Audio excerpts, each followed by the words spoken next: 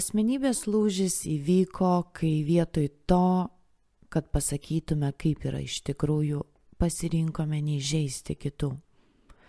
Nuo tada vis kaupiame naujų situacijų statinėje panašių pavyzdžių, o viduje jauti kaip traukiasi iš pamatų. Aklumo aptemdyti žmonės vis užmeta akmenų, nes asmenybė neparodo, kad sunku. Tik staiga įvykus sprogimui kaltininkų vis vien tampi tu.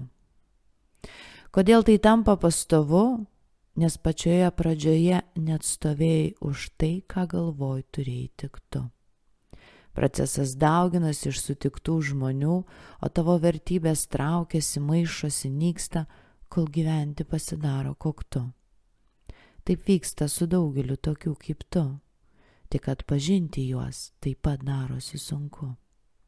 Susilyginam visi į vieną ir pradedame ieškoti prasmių, arba susirašom krūvą savo darbų.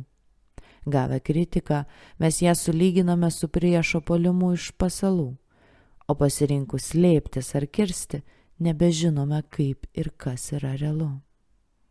Pasiklydę savo galvose vis matome pasaulį iškreiptų kampu, o viduje nerandame vietos, kur būtų ramu. Ir visa tai dėl to, kad nedrįstame pasakyti reikiamų žodžių realiu laiku.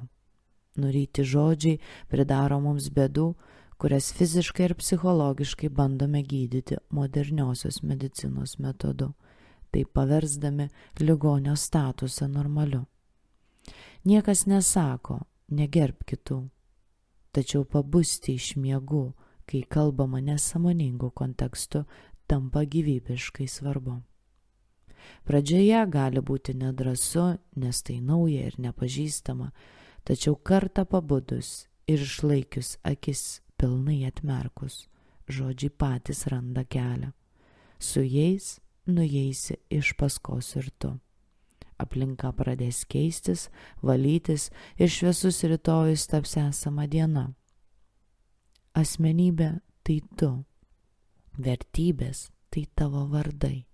Prisistatyk savo ir esančiam šalia, kad gyventi taptų realu.